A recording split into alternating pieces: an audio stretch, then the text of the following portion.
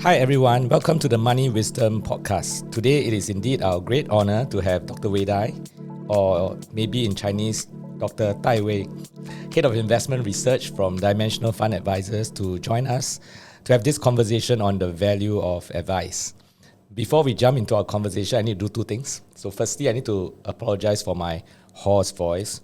Hoarse as not like the animal horse voice, but rough, okay, because I am still recovering from a bacterial infection of my throat. But I'm sure you can still hear me, but just that my voice wouldn't sound very nice. And secondly, before we talk to Dr. Wei Dai, allow me to properly introduce her. So Dr. Wei leads a global team within the research group that conducts empirical research on a variety of investment topics, including drivers of returns, ESG, asset allocation, and life cycle finance. She works closely with clients to translate research insights into relevant practical implications. Dr. Wei is also a frequent speaker at Dimensional and industry events. Prior to joining Dimensional in 2014, Dr. Wei received her PhD in Operations Research and Financial Engineering from Princeton University. Her academic research focuses on statistical methods in finance and has been published in various journals, including the Journal of Finance, Journal of the American Statistical Association, and Journal of the Business and Economics Statistics. She also holds a BS in Mathematics and Applied Mathematics from Zhejiang Daxue in China. So welcome, Dr. Wei. Yeah, thank you. Thanks for having me. And I have to say, Chris, you sound very manly. I'm sure we'll have a really nice conversation. Well, I don't know why. I mean, I usually sound okay during a podcast, but knowing that you are coming, so I got very nervous, and maybe because of that, I got an infection. Okay, so I hope my voice will hold up throughout the entire podcast. But you should be doing most of the talking, so I should be fine. Okay, yeah, and thanks for the nice intro. I think the audience already knows that I'm the nerdy one today. So I always wanted to ask, BS is Bachelor of Science.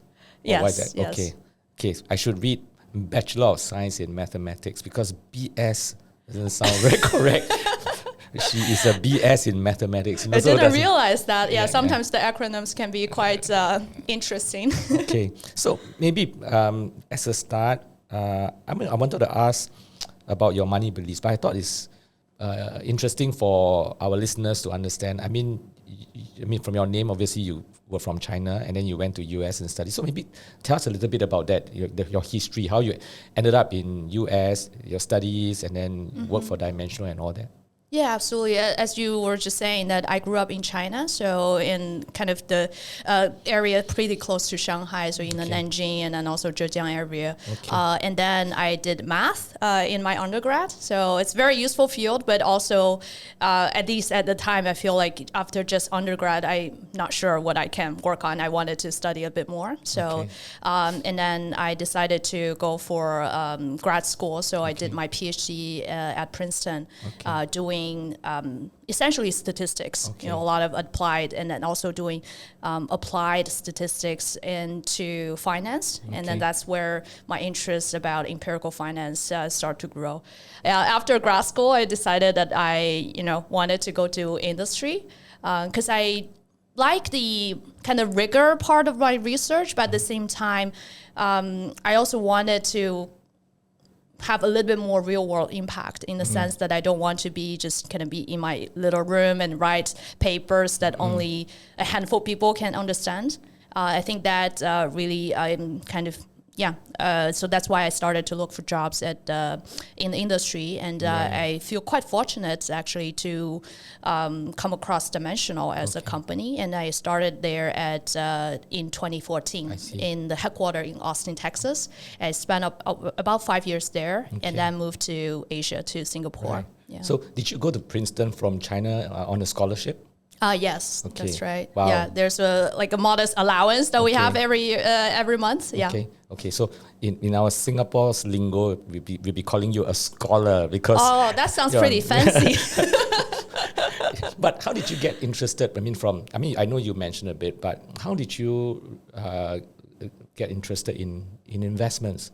Because mathematics, right? You could have gone many other ways, right? But why investment?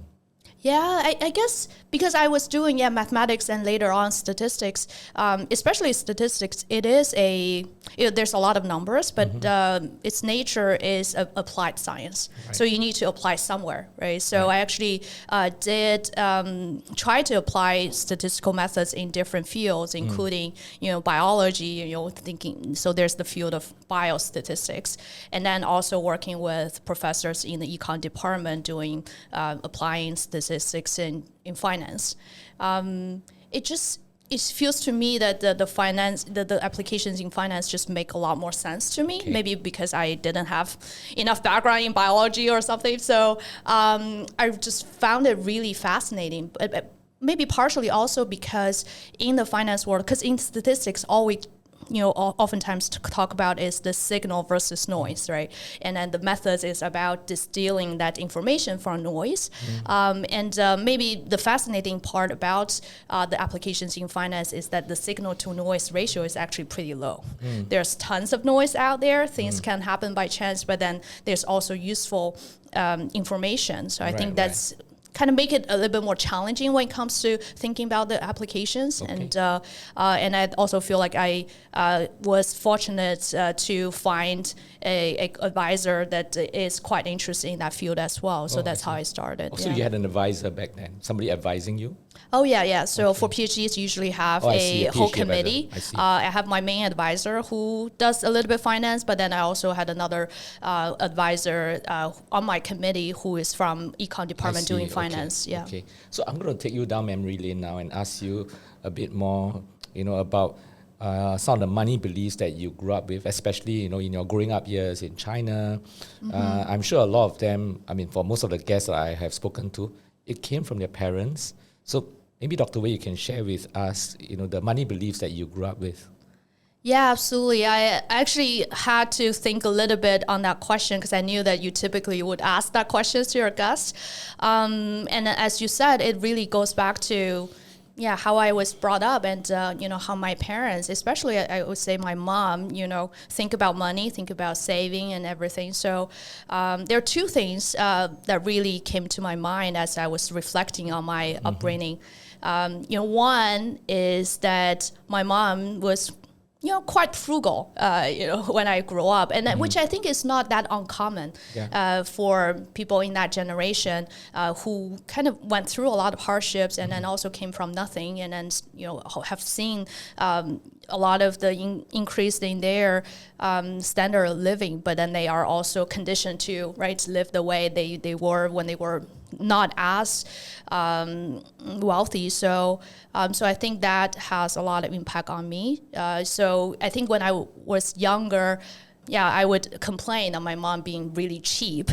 But then my mom's defense would always be that, no, she's not just looking for the cheapest items. Okay. It's about value for money. Okay. And then she also says that, when she looks at me as the next generation, she understands that our standard of living will be increasing over time, but still this concept of value for money is very important. You should never be overpaying for stuff, and I think there's a lot of wisdom in that, which I probably did not appreciate as much when I grew up, but much more so today.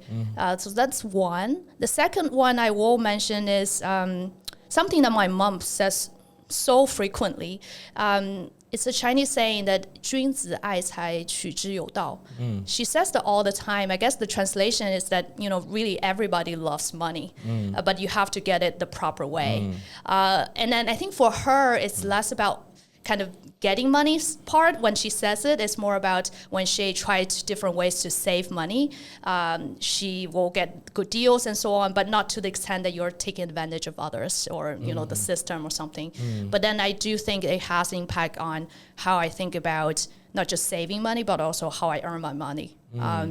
Having that proper way of getting your wealth is really, really important. So your family, that you grew up with, you were considered to be lower income family or middle income family, and how many siblings do you have? I'm the only child, and that's pretty common in my generation. That's right. In that era.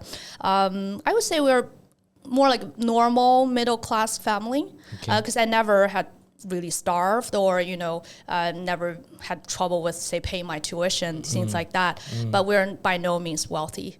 My mom is quite, frugal, and, there are definitely a lot of things who I probably wanted to buy back then, and she would push back on. Yeah. So, I mean, just hearing from you, I suppose that even though life is better for your parents now, your mom is still very much the same as in she's not going to splurge anyhow. She's still very frugal. Even though she has a lot more, and she's still looking for things that are of value. It sounds like she's going to be a very good investor because she's looking for value, right? And at the same time, I think that's in a way also influenced how you manage your finances today? Has that shaped your own money values today? Yeah, I guess didn't realize there's the wisdom about value investing. So maybe that's why I'm with a value manager. She started it. Maybe, So it's not, Warren Buffett's her. Yeah, that's right. We should put her name down somewhere, Financial Analyst Journal or something. Yeah, but I definitely think a lot about, what I'm paying versus what I'm getting. It's, when I'm spending, for example, I'm allergic to, overspending than what's needed. For example, if I want to get a Grab, I would compare between different apps. In order to get, if I can save $5, why not? It's the same route. So you will actually check a few apps before you... Yeah. Okay, and then there are 4 now. So maybe if it gets too much, then maybe I shouldn't check everything because your time is valuable as well. Yeah. But that's what I do. I guess when it comes to investing, probably the same thing. I don't want to be overpaying for investment products. Okay, I'm so embarrassed because I don't. I just get so used to Grab, and then I'll just press it. I don't bother to check at all. Well, it looks like I'm quite a lousy investor. Maybe you should check because sometimes you'll be surprised, especially during those surge pricing periods, how big of a difference it can make. Yeah, I mean, in the past I do check, but it's just that I always find that, for me, Grab always seems to be the cheapest. I mean, things like Gojek. Okay, I hope I'm not making an advertisement for Grab. It's just that when I check the rest of the platforms, they usually cannot beat, for me, Grab. Yeah, okay, but I'm not advertising for Grab, okay? I'm just saying that I don't even compare. I just basically, choose Grab and just click it, when I first see the price. So, to the next question I have for you is, I mean, of course, obviously, you are very successful in your career now, financially a lot more comfortable, and you're the head of research of Dimensional. So you should know investments a lot more than most people out there. But in terms of managing your own money, are you pretty confident with that? Yeah, I guess I had to pause a bit because when it comes to the pure investing side, thinking about how I should build a portfolio, thinking about diversification, all of that part I'm pretty comfortable because I started investing probably after I started at Dimensional. So I feel I'm fortunate enough to avoid a lot of the costly mistakes that other investors may be doing. But I had to pause mainly because I think your question is about managing your money. Yeah, so it's like not just more, it's more about your financial lives. I would say, if it's 4 or 5 years ago, it will be a more solid yes, because at the time my financial situation is very simple. But now in the past 4 or 5 years, I've moved countries. I've moved from US to Singapore, have accounts in different places, but also more importantly, expanded the family. I had 2 kids born during the pandemic, pandemic kids. Yeah, I know. And then, so I definitely feel like there's a lot more I need to sort out when I think about my retirement, education planning, insurances, and so on. And I have to confess that for insurance, I only get sorted out this year. I probably should have done that earlier. I just didn't feel like I have the time to do it. So for a lot of things, I feel if I have the time, I probably can collect more relevant information and sort everything out.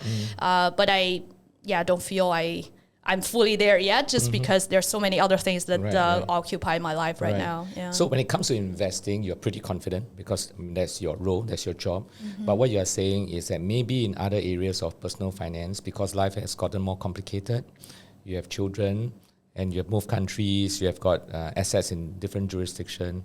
So things have become more complicated, and in a way you have, relative to investments, that you have become less confident. Yeah. Okay. I think that's fair, yeah. Okay, so if you look back in history, all these years on managing money, not just investing and all that, but spending, splurging, all that. Do you think you have made money mistakes in your lives? And if you have, it's okay. Tell us if you have never. Okay, it's okay. We can accept perfection. Okay, you have never. Tell us, no, I've never made mistakes. Always been successful. But if you have, can you share with us some of these mistakes? Yeah, absolutely. I think when you say mistakes, because I'm so conditioned to think about investing, so that's why I was thinking, a lot of the the obvious mistakes people make, I was lucky enough to avoid. So on the investing side, maybe more of a regret, I would say, is not to start earlier. Because I actually remember back in my college, I had a really close friend who actually started doing dollar cost investing back then, because we had scholarships and also earnings from internships and so on. And he was already doing investing, and we even laughed at him. We were like, "Well, that's such an adult thing to do, such uncool thing, to also budget yourself in the Excel file." We didn't do any of that when we were back. For a mathematics student, uncool. I thought that's quite cool at that age, to play an Excel spreadsheet, and that's uncool. No, because I feel like maybe in college it's more about chasing your dreams and thinking about what's possible, instead of really already trying to get more out of your current assets. So I think actually thinking back, maybe I should give him a call after this podcast. There's a lot of wisdom in what he's doing, and then actually at the time I was already doing some internships and getting scholarships. I probably should have started back then. In terms of spending, I guess I definitely had my mom's influence. I'm not a big spender. But maybe also because my mom's influence, it's everything about mom, just in terms of getting the value for money, I do feel there are quite a few cases where I bought those type of memberships, memberships for gyms, memberships for nails, all kinds of things. Because I feel like I got a good deal up front. But then, in hindsight, I guess technically, if you think about the more economic concept, it's more about I'm underestimating the value of flexibility, and also, I guess, overestimating how much you end up using the service. So those are probably the mistakes I try to avoid, but haven't been very successful. My husband always laughs at me when I say I signed up for something. He doesn't? In order to save money. Yeah, he's very logical. Probably more so than I am when it comes to these type of seemingly good deals. Yeah. I mean, it's true that we never make any money mistakes, Okay, I'm just kidding. That's and that's the confidence or overconfidence. Yeah. I mean, we always say that to our wife, and our wife will just let us be. They'll just laugh and let us be. But if I can just push a bit, what is the biggest money mistake that you have made, and big value, if you can think of? I'm not investing. Have you ever bought something so expensive and then you look back and then you regretted it? You regretted the decision? Like, for example, for ladies, you buy a very expensive handbag. Have you ever? Yeah, I have definitely bought handbags before, and I have to say, it's an investment. No. Actually, that's more, when I first started earning money, including, earning allowances in PhD lives. And then that's the first time you feel like you have some freedom in your, in how much you can spend on certain things. So I have definitely bought handbags, but not to too extreme amount. And what I also realized is that as soon as I realized that I can't afford certain things, some luxury brands that you feel like you want one. Yeah. As soon as I realize I can afford those, actually they become less interesting to me. And then once I moved to Singapore, I guess the good thing is I realized how expensive things are in Singapore, compared to what I'm used to in the US. So I actually don't really do a lot of shopping these days. And maybe also because of kids, I just spend more on kids these days. Yeah. I mean, it's interesting you said that, the minute you realize that you can afford it, these expensive things, they don't interest you as much. Can you explain the psychology behind? I know I didn't prep you for this question, but I just thought it's very interesting. Yeah, I think it's really about what you get out of what you purchase, right? Of course, I think, there are, a lot of these handbags are well made, so you do get the utility out of the quality. the quality. And then that's why I feel these days I try to buy maybe just one thing that can last a long time. Okay. But at the same time, I think especially when you were still younger and just getting into the society and so on, there's also the kind of the psychological thing associated with being able to buy some of the luxury brands kind of in order to show people, I have good taste, or maybe I can afford these things. And then I feel part of getting mature is to realize that these things don't matter at all. Yeah, that's true. And also I think the sad thing is that oftentimes, people who maybe can't spend that much money on certain things, they might even, be on credit card debt, because I think in the US it's a very much a consumption driven society, so people may be even on debt in order to buy these things. That's where I really see, of course, if you can afford them, you like them, that's totally fine. But it's just that if you're just buying it for other purposes, then it's not that useful. I mean, there's a saying that people buy things that they don't need with the money that they don't have to impress the people they don't even know, right? So I guess when you reach a stage in your life whereby you feel you don't have to impress anyone, right? You can actually afford it, but you don't have to impress anyone. Then it becomes not so interesting because you don't have to buy things that you don't need anymore. And usually for the ladies, when they become like a mother, a lot of focus on the children. They now they now go shop for things that their children need. You can go shopping the whole day, but you end up buying things for your children instead.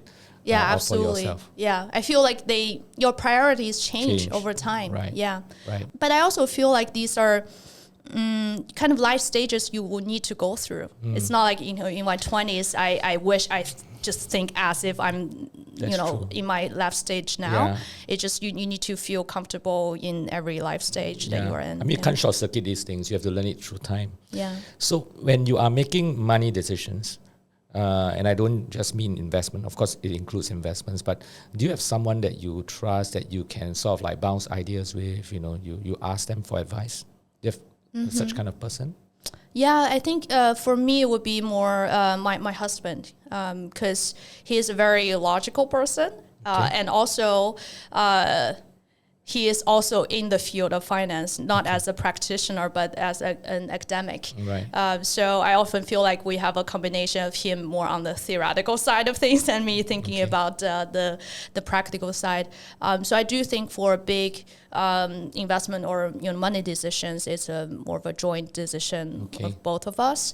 But then, of course, there are areas neither of us are familiar with. For example, sorting out. I was mentioning how I sorted out insurance this year because insurance offerings are different in different regions and then different rules of thumb and so on. We didn't know much about these, so for that we had to get advice from advisors. So and there I got kind of introductions from people I trust and got help in sorting things out. What would you consider to be a good advice? I mean, you have spoken to advisors, and I'm sure you have spoken to more than one advisors. What would you consider to be good advice? How do you tell this person is a good advisor for you? Yeah, I think there are a few things. First, it has to be the good advice means that it's about me. Because of course there are fundamental principles, rules of thumbs, and so on. But then how those principles apply to me, right, will really depend on my situation and what I care about, my challenges, and so on. So it cannot be a generic advice, one size fits all. So I think it really needs to be about me. But then second, I would say, it's not repeating myself, but it's truly about me in the sense that it's in my best interest, and really kind of coming from an unbiased place. So I say that because, it's not just about money advice, right? It applies to everything. If you're thinking about the career advice, right? Even if I shop for clothes, let's say, I wouldn't take advice from the sales clerk, right? Whether I look good in certain things. I would take advice from my friends. And in that regard, I probably even wouldn't take advice from my husband because he will be conditioned to say I look good in everything. So He's conflicted. yeah, exactly. So that's why I feel like the incentives, it doesn't have to be like bad incentives, because my husband always say this is his survival instinct. You know? So, but kind of knowing that it's truly about me and good advice for me, that's quite important.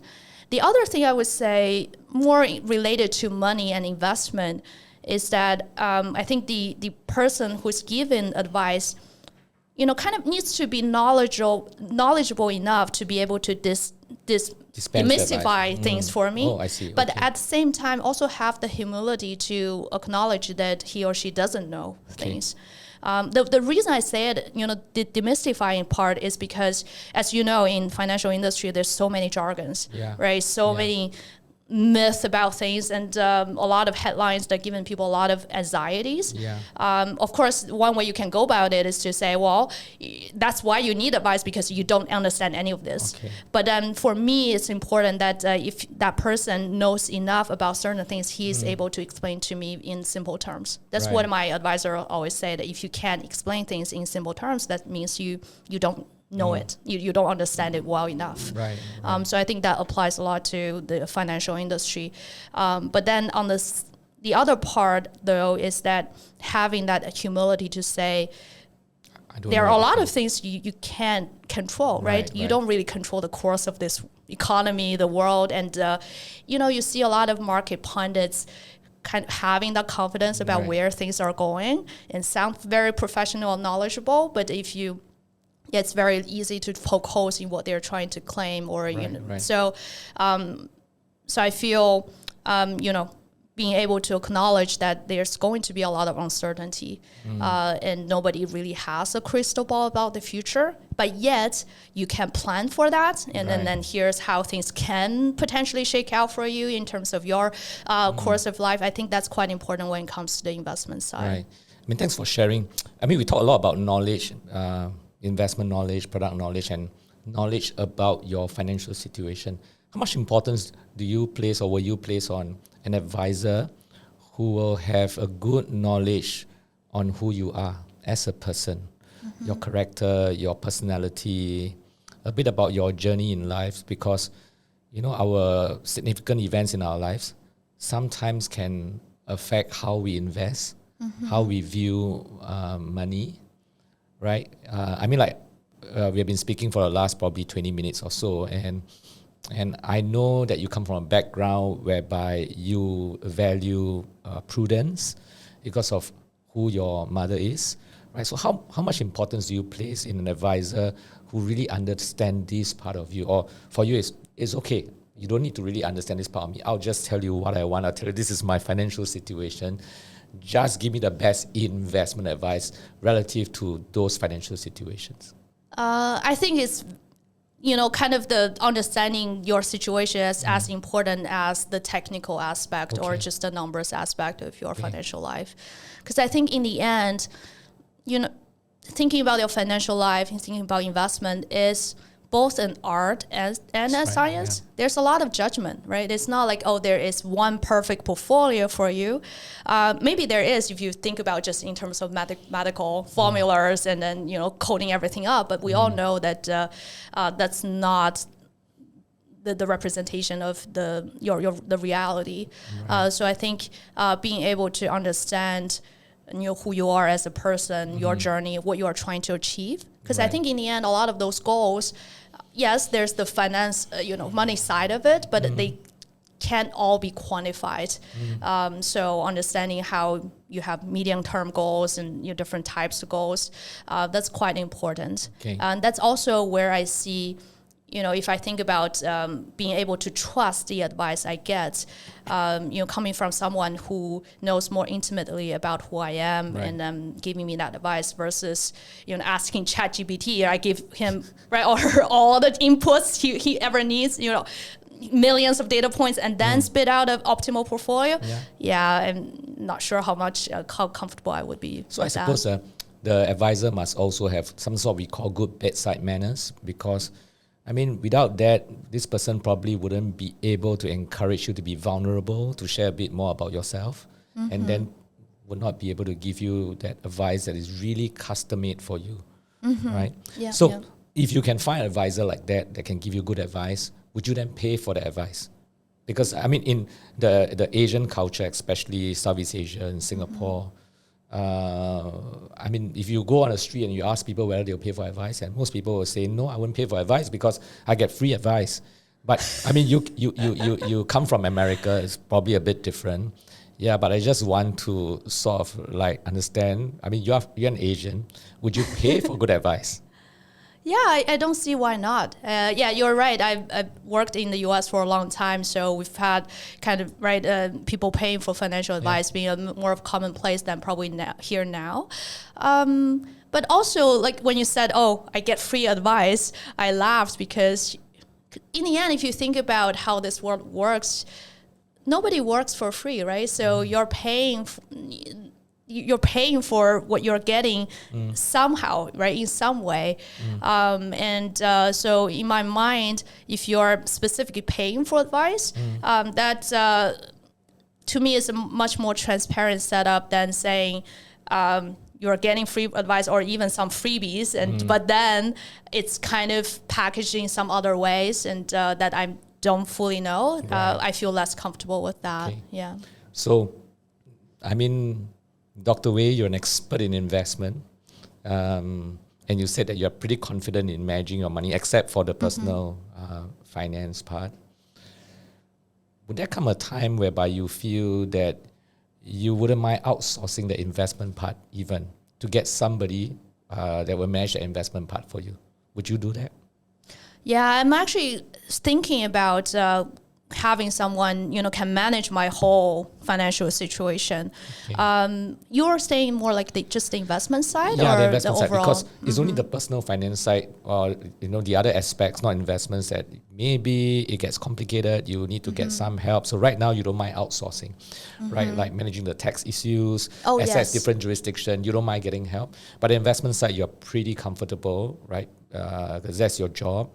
But would there come a time whereby you say, okay, even though I'm very good at it, I'm very comfortable managing the investments, I can take the volatility of the markets and all that, but okay, one day I might outsource it, even that piece. I will get somebody to help me manage. Would you consider that?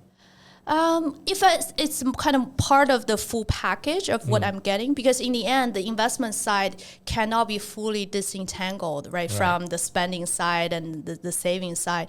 So I can see that happening more like, holistic financial planning that includes both the investment and thinking about how I'm spending and also thinking about different goals or different liabilities I need to meet. I can see a possibility of that. But I guess because I'm trained in doing that, I would probably like that to be a more of a mutual consultation type of thing instead of me letting go the whole investment part. I need to be able to see the portfolio to know, okay, that makes a lot of sense to me. Yeah. Would you feel like if you outsource it, you feel like it's a waste of money because I actually can do it by myself, but now I'm paying someone else to do something that I already know? Right? And perhaps even in the discussion, I mean, you're aligned in your views, right? But at the back of your mind, would you think like, but I can do this on my own and I'm paying this person to do it? Would you feel like that at all if you outsource it? Yeah, I guess it goes back to the value for money thing. Okay. If that's the only thing I'm paying, I probably wouldn't pay a lot. I think it still will help, take some of my energy and time, away from it. So that's, or maybe give those back to me. So that's good. But if it's a part of the kind of overall planning, I think that probably makes a lot more sense. I ask that because sometimes we do have clients who, when they come to us, they're actually pretty savvy and they've been managing their portfolios their whole life, right? But one day they just realize that they're tired and then they want to spend their time doing more important things to enjoy life. And so they are looking for like a provider to outsource, right? It's like sometimes I say that you can be a very good cook and you can cook on your own probably, but you still go to a restaurant and eat it. Oh yeah, Because you just don't want to hassle, absolutely right? true. That's exactly why I'm looking now, because my life has got a lot busier with the kids, and also I think because these two pieces cannot be fully disentangled, right? Cannot be that I have my asset allocation set this way, but then they're different from how we think about the cash flow planning and all of education planning and so on. So so maybe to reduce the back and forth between these two different parts and make it consistent, right? For what I need, then probably makes sense just to have everything taken care of. Yeah, thank you so much for coming in to speak with us on this conversation and this topic on the value of advice. I'm sure the listeners have definitely benefited a lot from listening to this episode. For those of you who are listening to this, thank you very much for tuning in. Once again, I apologize for my voice and I better end the episode before it completely goes away. But if you like this episode, please follow us, not just on podcast, but our various social media platforms. So thank you once again for listening, and thank you, Dr. Wei. Thank you. All analyses, views, or opinions from interviews, recommendations, and other information broadcasted, podcasted, or published herein are provided for general information purposes only. Information expressed does not take into account any specific situation, particular needs, or objectives, and should not be construed as specific advice or a recommendation. Information has been obtained from sources that are deemed to be reliable, but their accuracy and completeness cannot be guaranteed. Always consult with a qualified investment, legal, or tax professional before taking any action. Provident Limited does not accept any liability for any loss whatsoever arising from any use of the information broadcasted, podcasted, or published herein. All contents and information contained herein may not be copied or reproduced in whole or in part by any means without prior written consent of Provident Limited.